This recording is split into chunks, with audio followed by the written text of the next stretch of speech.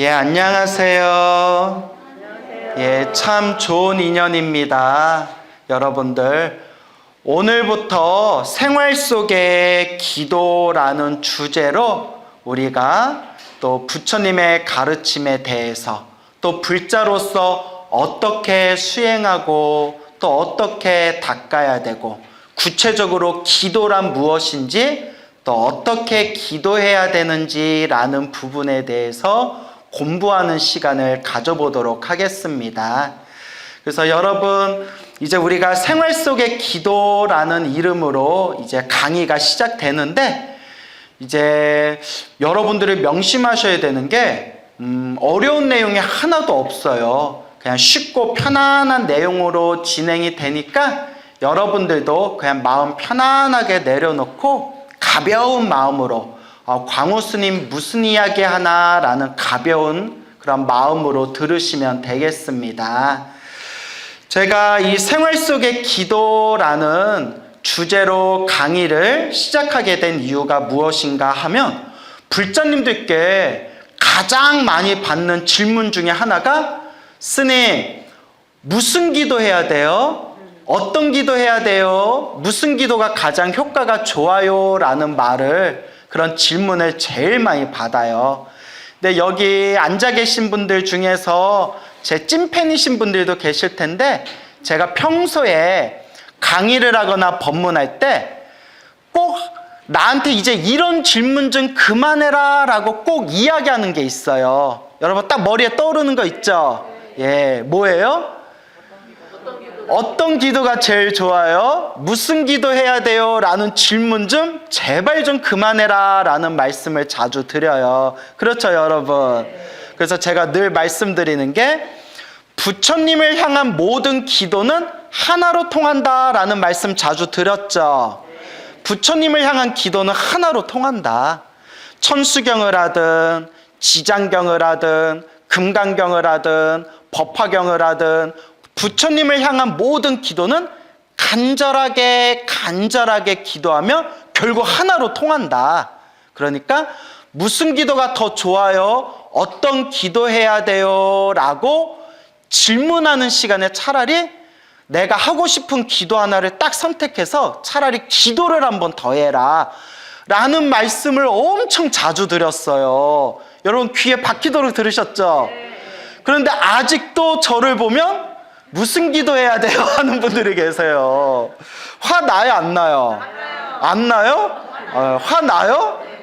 저는 화 안 내요. 뭐 한다고 했죠? 삐져요. 하도 많이 말해서. 그래서 그래서 기도에 대해서 궁금해 하시는 분들이 많아서, 또 기도에 대해서 이러쿵 저러쿵 또 많은 얘기들이 있잖아요. 그래서 한번 기도에 대해서 우리 불자들이 생활 속에서 어떻게 기도해야 될지 그 중심을 한번 딱 잡아주는 시간을 가져보는 것도 좋겠다라는 생각이 들었습니다. 그래서 생활 속의 기도라는 주제로 우리가 이제 가벼운 공부를 시작하게 될 텐데, 근데 여러분 꼭 명심할 게 있습니다. 제가 여러분들한테 이제 이런저런 기도에 대해서 말씀을 드리겠지만 제 말이 꼭 정답은 아니다라는 말씀을 드리고 싶어요. 제 말이 꼭 답은 아닙니다. 제 이야기가 꼭 정답은 아니고, 다만 제가 항상 기준으로 삼는 게 있어요.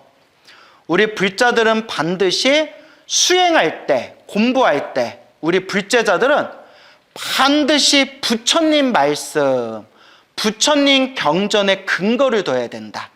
부처님 말씀, 경전에 의지해서 닦아야 된다라는 말씀을 수없이 드립니다.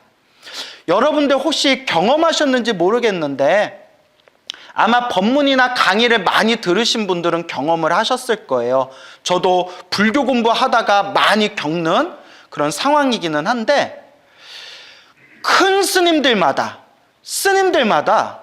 법문하거나 강의하실 때 똑같이 부처님의 법에 대해서 설법하시는데도 저마다 관점이나 내용이 저마다 달라요.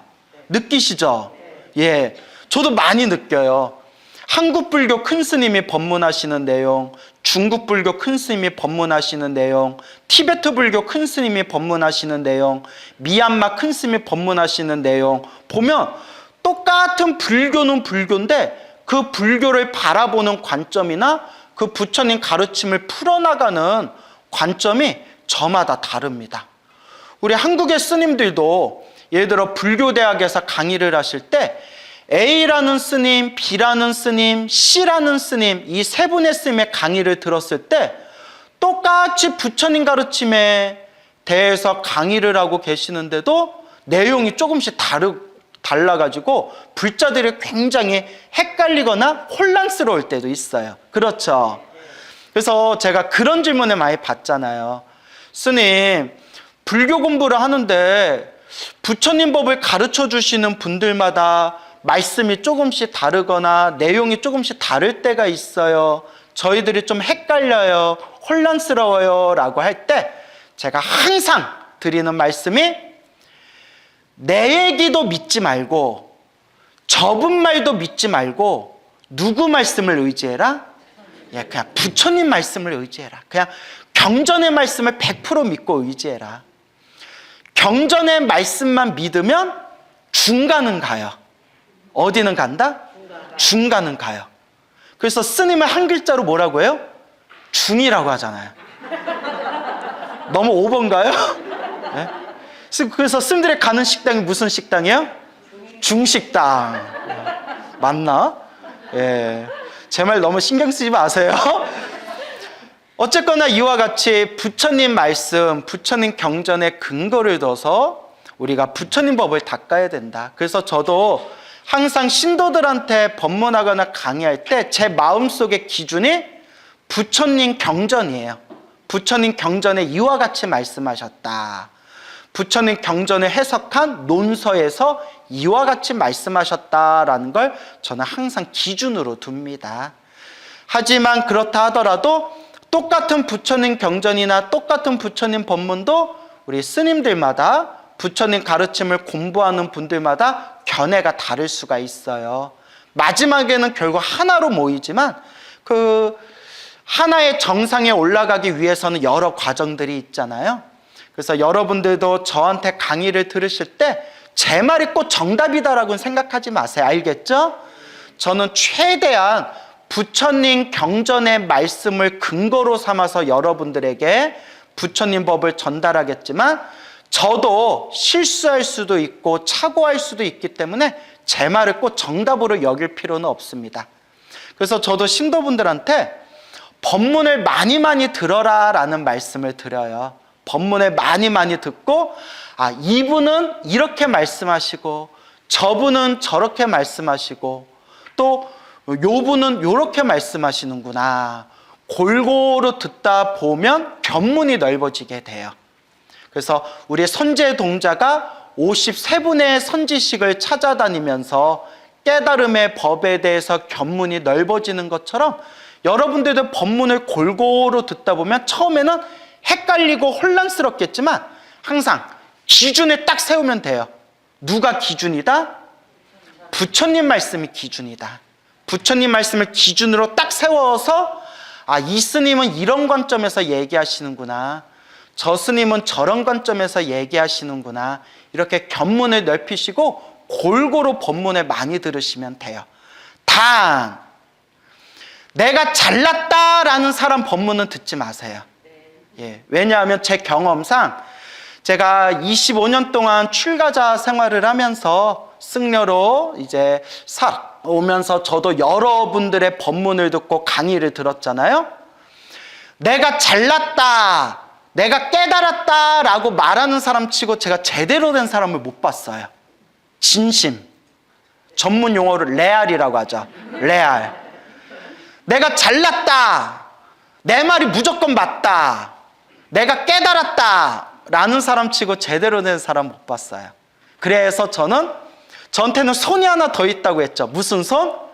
겸손. 제 컨셉이 겸손이에요. 예? 그래서 실제로 겸손하지 못하는데 컨셉이나마 이제 항상 겸손해지도록 노력하는데 그런 강의만 조심하시면 돼요. 알겠죠?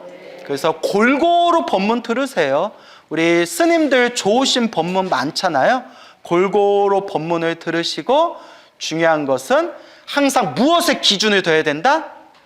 부처님 말씀, 경전의 기준을 둬야 됩니다.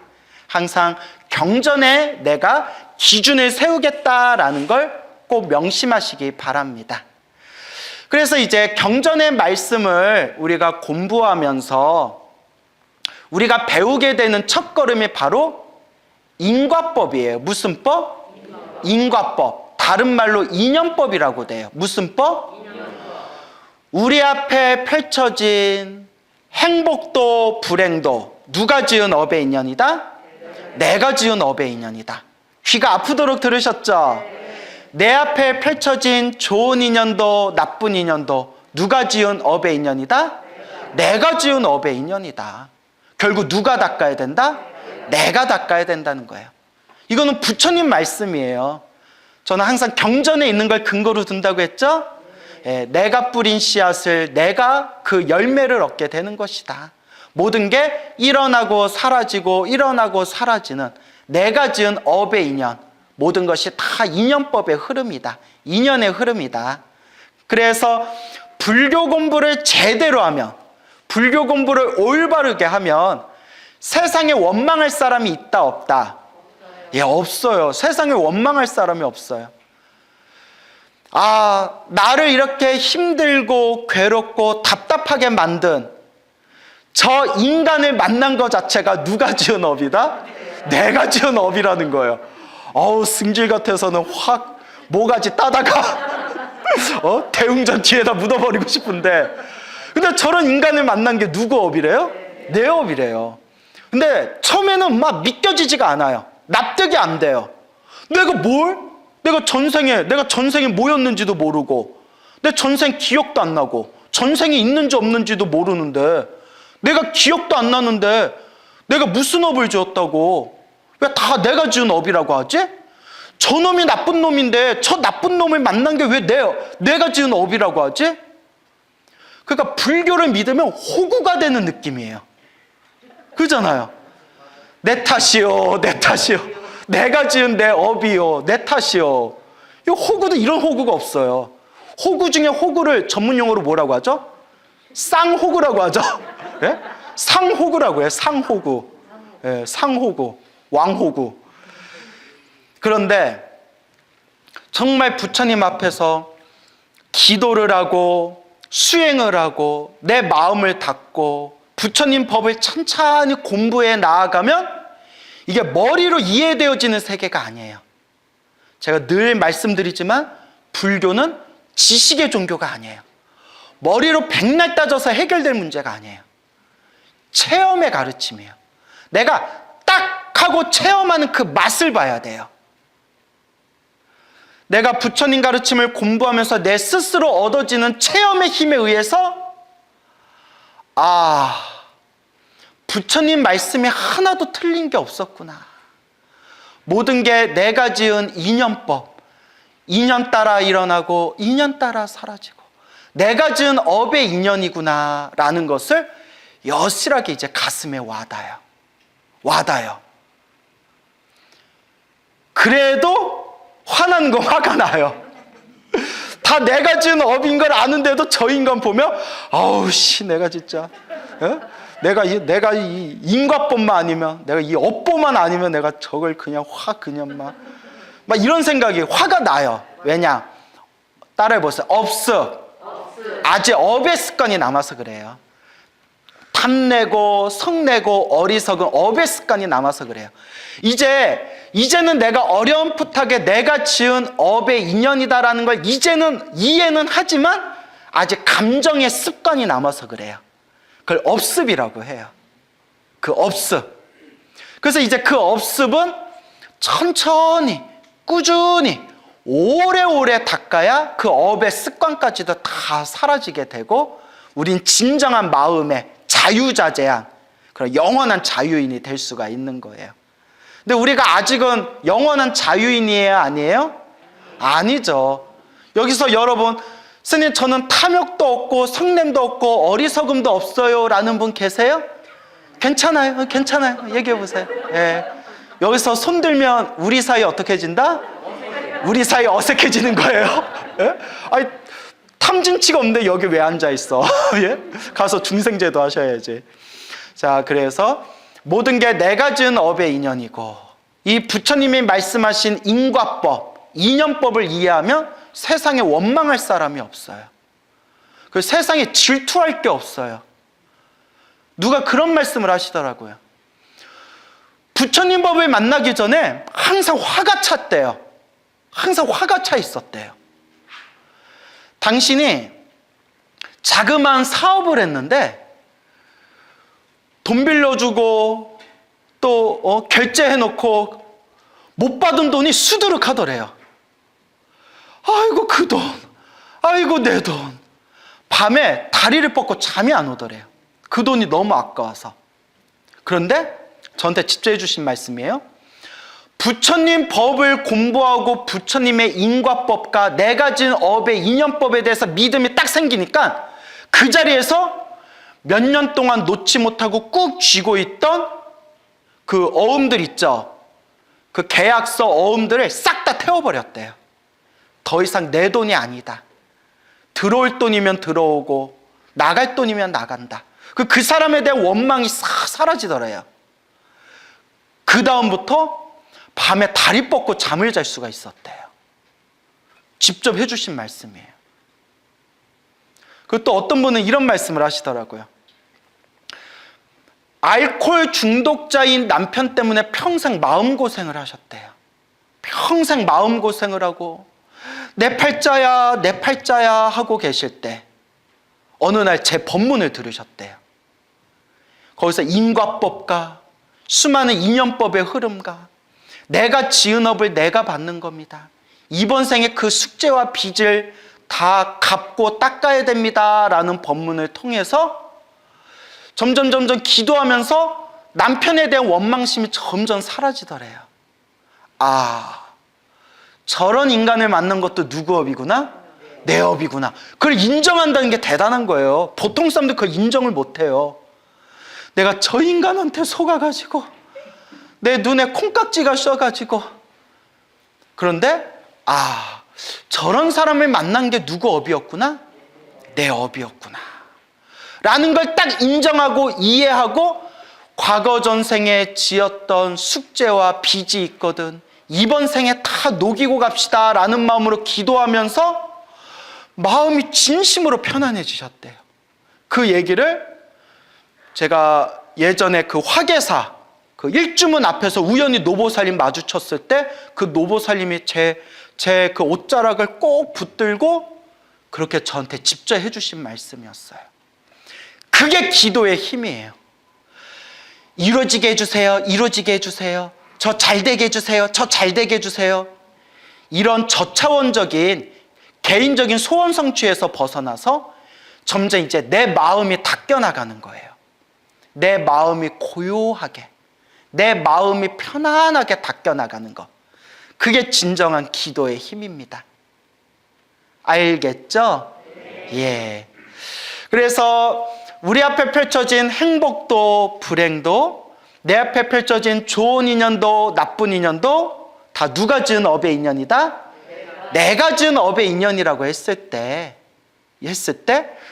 우리 중생들 인생살이가 살다 보면 좋은 일이 생길 때도 있고 나쁜 일이 생길 때도 있잖아요. 근데 정말 우리가 인생을 살다 보면 정말 희한하게 설상가상이라고 하죠. 눈이 왔는데 서리까지 끼는 거예요. 계속 반복적으로 지속적으로 힘들고 괴롭고 답답한 일들이 자꾸 생기는 분들이 있어요. 그런 분들일수록 우리가 무엇이 두껍구나? 업장이 두껍구나. 무엇이 부족하구나? 복이 부족하구나. 복이 부족한 사람을 우리가 전문 용어로 박복하다라고 부르는 거예요. 뭐하다? 박복하다. 여기 박복장님 계세요? 박복자님 안 계세요? 예. 제가 박복자님하고 몇 번 부르니까 우리 너튜브 동영상 댓글에 박복자 이름이 박복자시고 밑에 스님 저 좀 그만 부르세요 라고 누가 댓글에 올려놓은 걸 보고 빵 터졌는데 이제 애교 있게 저 좀 그만 부르세요. 저도 기도 열심히 하고 있어요 하고 자기 이름, 당신 이름이 박복자래요. 예, 노보살님이신 것 같은데. 예.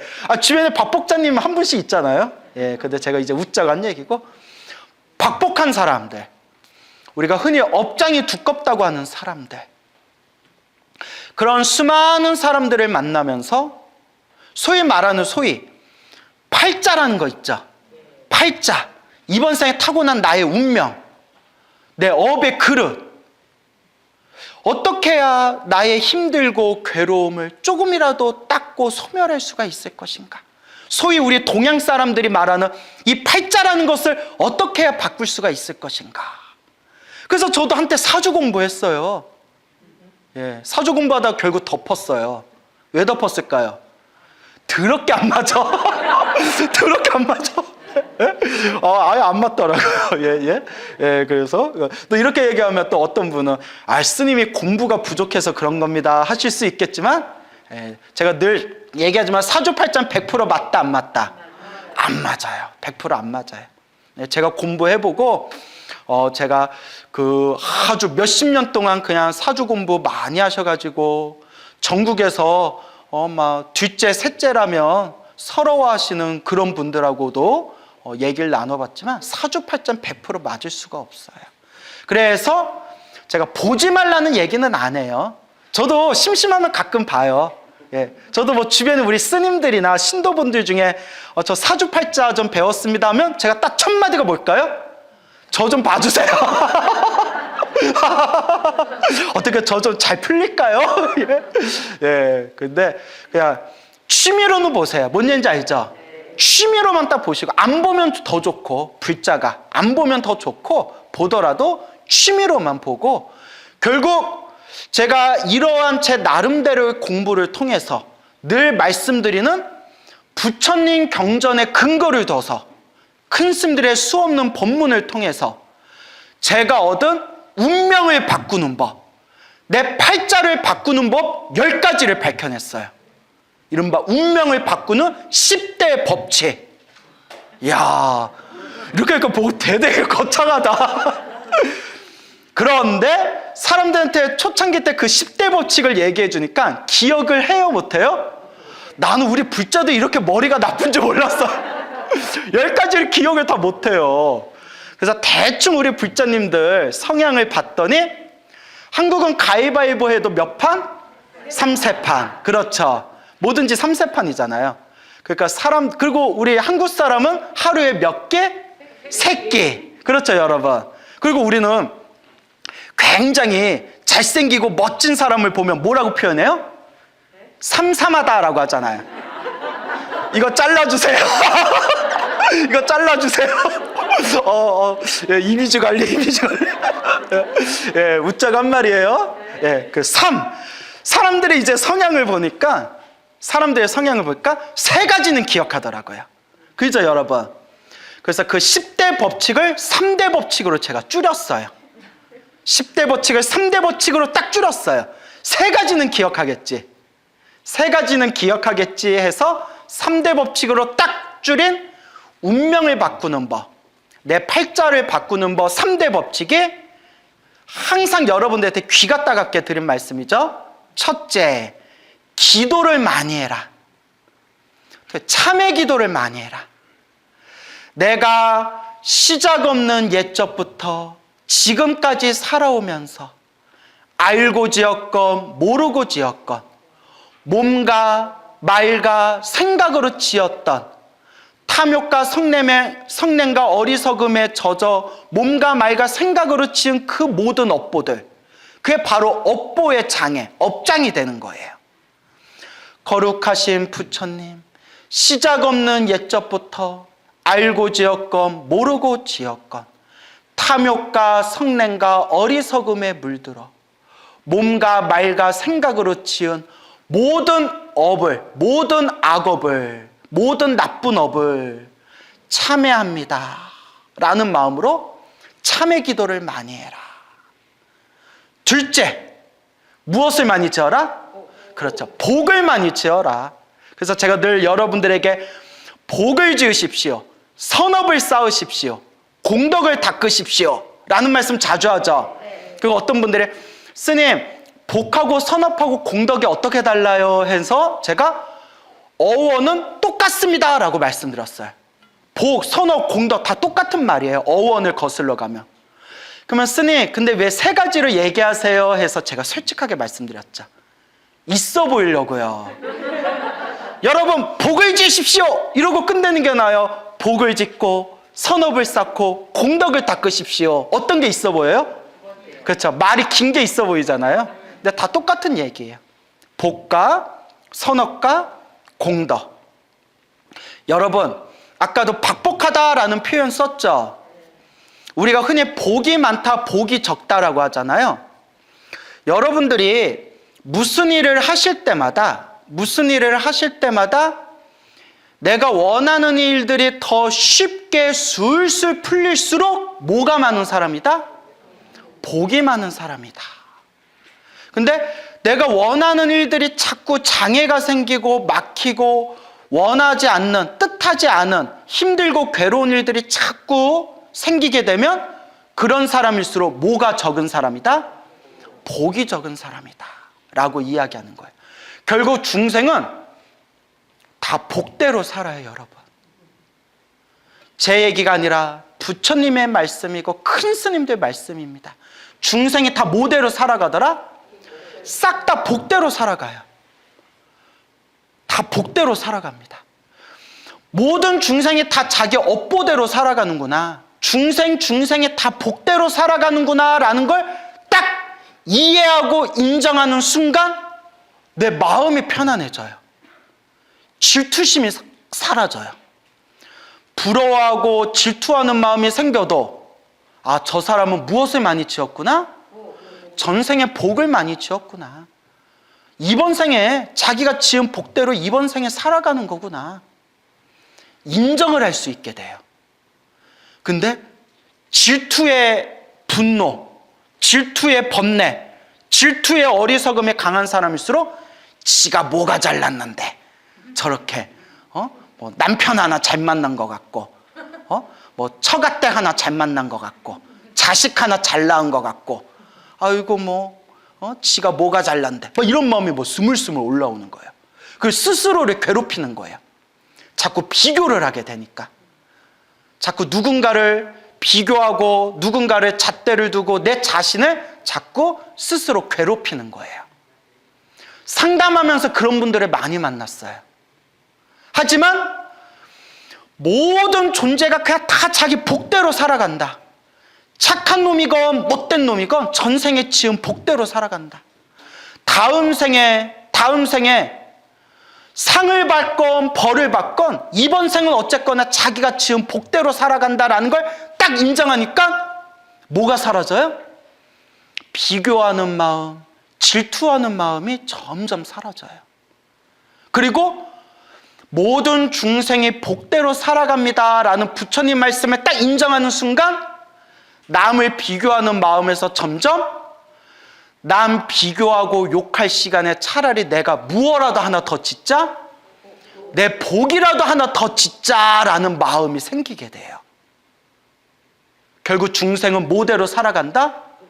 복대로 살아간다. 또 이 말 듣고 또 여기 동대문에 가가지고 아줌마 여기 복대 큰 것 좀 줘보세요. 이거 더 큰 거 없어요? 저거 한번 봐봐요. 아니 뭐 하시는데 그렇게 복대 큰 걸 찾아요? 아, 나 아는 씀이 복대로 산대요. 이러면 이제 미치고 팔짝 뛰는 거예요. 네? 복대로 살아간다. 그러니까 무엇을 많이 지어라? 복을 많이 지으십시오. 선업을 쌓으십시오. 공덕을 닦으십시오. 그 다음에 마지막 세 번째가 제일 중요하다고 했어요. 이게 제일 중요해요. 우리 절에 오래 다니신 노보살님이나 불자님들 보면 정말 기도 열심히 하고 정말 막 공양 많이 올리는 그런 불자님들을 많이 봐요. 정말 많이 보지만 대부분의 불자들이 이것만큼은 잘 안 돼요.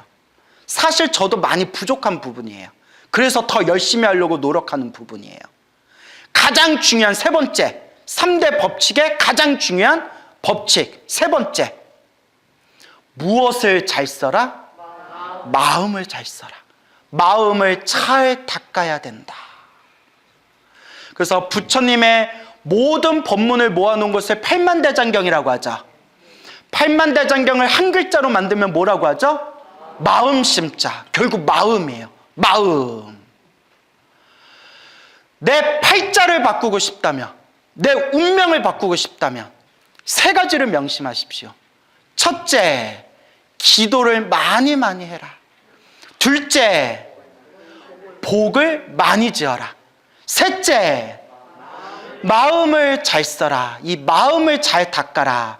이 3가지에 내 운명을 바꾸는 모든 법칙이 다 들어 있습니다. 머리로는 알지만 잘 돼요, 안 돼요? 잘 안 되죠. 스님 저 잘 돼요 하면 또 우리 관계 어떻게 돼요? 어색해져요. 예? 예. 그래서 이 3가지 잘 안 되지만, 그래서 제가 좋아하는 표현이 꾸준히라는 표현을 좋아해요. 어떻게? 꾸준히. 내 힘 닿는 만큼 하세요. 막 잘해야지 이렇게 막 강박관념 속에 스스로를 막 괴롭히지 마시고 할 수 있는 만큼만 하세요. 하루에 3000배를 하기는 어려워요. 3000배, 하루에 3000배 못한 걸로 스스로 괴로워하지 마시고 몇 배라도 꾸준히 해라? 108배라도 꾸준히 해라. 예. 저번에 3배 했을 때 제 머릿속에 짧은 순간에 그냥 3배라고 해줄까? 열의 생각이 오갔는데 3배는 아닌 것 같아. 예. 하루에 관세음보살이나 지장보살 하루에 연부를 1000번은 못하더라도 꾸준히 몇 번이라도 해줘라? 108번? 1000번이라도 해줘라. 와, 여기 있는 분들 진짜 쉽게 간다. 예? 1000번 하는데 한 20-30분뿐이 안 걸려요.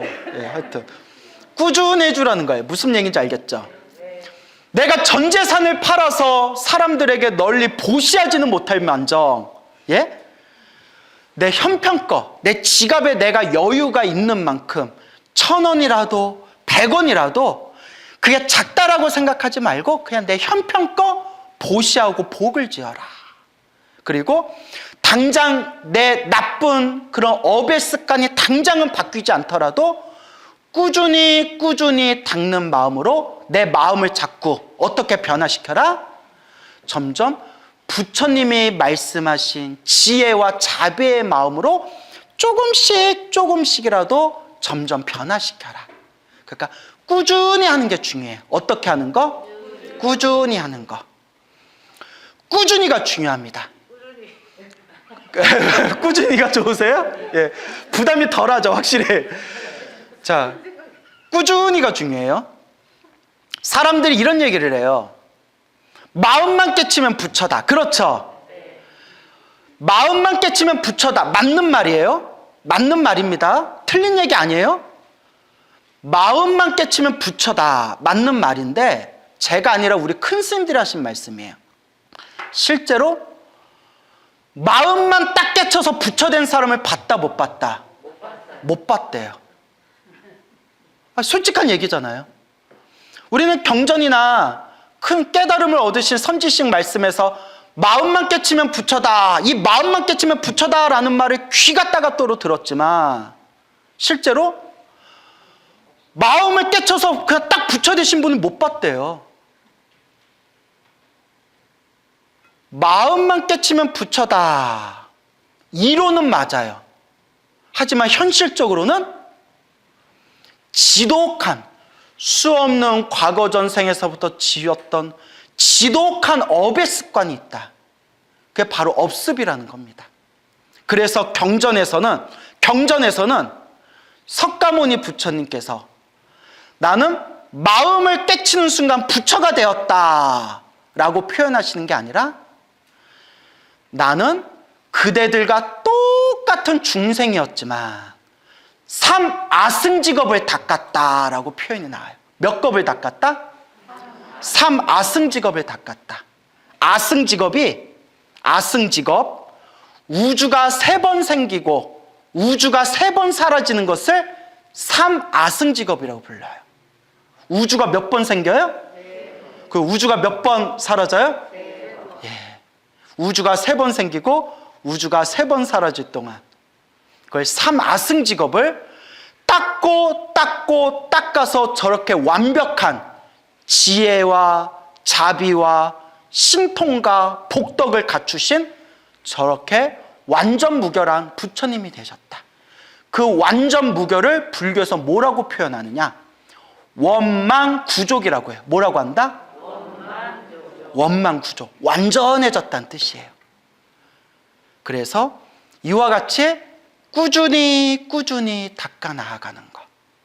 그게 참 중요한 부분입니다. 그래서 제가 평소에 수많은 법문가 강의에서 내 업을 바꾸고 싶다면, 내 팔자, 내 운명을 바꾸고 싶다면 3가지를 기억해라. 기도를 많이 하고 복을 짓고 마음을 잘 닦아라 하며 꼭 빠지지 않고 나오는 내용이 무슨 기도해야 돼요? 야, 이거는 항상 꼬리표처럼 달라붙더라고요. 그들에서 항상 그런 무슨 기도해야 돼요? 라는 질문과 함께 기도에 대한 이런저런 그런 어떤 질문들을 받을 때 기도에 대해서 좀 뭔가 중심을 세워줄 수 있는 완전 왕초보를 위한 그런 어떤 기도에 대한 자세한 강의를 한번 해야 되겠다라는 생각이 늘 있었어요. 그래서 언제 할까 하다가 또 우리 이렇게 헬로부타 TV에서 이렇게 소중한 또 시간을 만들어 주셨고 또 고맙게도 이렇게 많은 불자분들을 위해서 공개 강좌까지 열게 되었습니다. 그리고 여러분들이 이렇게 부처님의 가르침을 공부하면서 늘 말씀드리는 거지만 불교는 지식의 종교가 아니에요. 그렇죠? 네. 여러분 머리로는 불교에 대해서 백날 알아도 현실에서 가정에서 사회에서 인간들과 자꾸 부딪히고 불꽃이 튀길 때 머리로 이해한 불교적인 가르침이 힘을 써요, 못 써요? 잘 못 써요. 머리로는 다 알지만 잘 못 써요. 결국 내가 체험한 나의 내공이 있어야 돼. 무슨 공? 내공이 있어야 돼. 내가 닦고 쌓아 올린 나의 내공이 있어야 됩니다. 그래서 여러분들과 함께 우리 불자들이 이 생활 속에서 어떻게 기도를 닦아놔야 될 것인가 라는 부분에 대해서 정말 그냥 왕초보 입장에서 설명을 드릴 거예요. 왕초보 입장에서 설명을 드리는데, 그래서 이제 선택한 교재가 일타 스님의 생활 속의 기도법이라는 교재예요. 그래서 어떻게 책이 다 준비되셨나요? 책이 없어도 그냥 귀로 들으셔도 돼요. 그래도 이왕이면 책이 있으면 더 좋겠죠? 눈으로 보고 귀로 설명을 듣고. 이 생활 속의 기도법이 제가 1999년도에 머리 깎고 출가를 했을 때 그때 이 책을 봤었어요.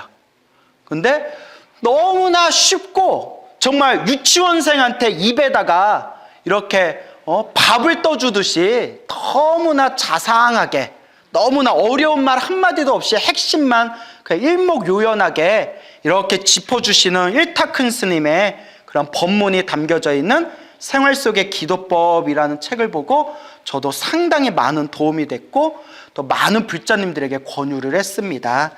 그래서 이 생활 속의 기도법, 효림 출판사에서 나온 생활 속의 기도법, 이 책이 불교계 스테디셀러예요. 그리고 참 책은 얇지만 내용이 좋은데 나 이 책 보고 더 깜짝 놀란 게 책값이 싸.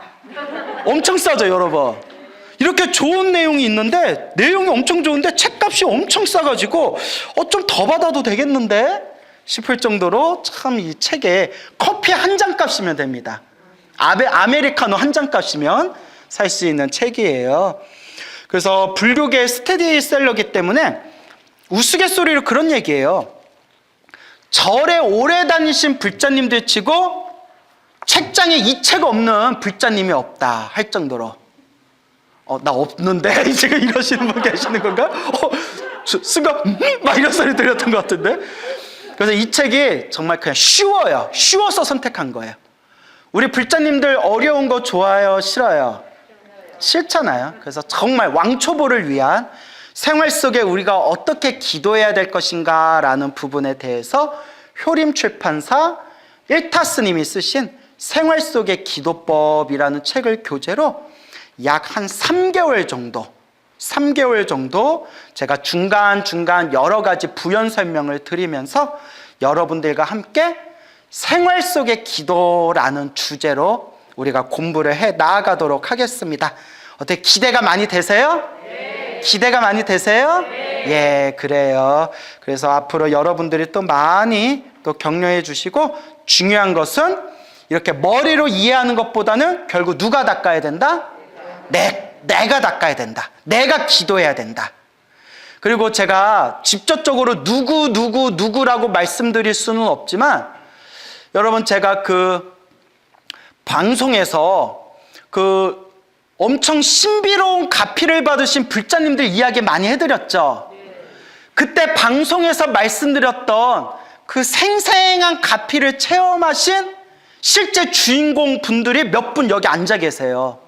예, 근데 제가 누군지는 사생회라서 말씀 안 드리겠지만 몇 분 앉아 계세요. 또 오늘 이렇게 와주셨네요. 결국 내가 닦아야 됩니다. 그리고 어떻게 닦아야 되는지에 대한 부분은 우리가 차근차근 공부해 나아가도록 하겠습니다. 알겠죠? 네.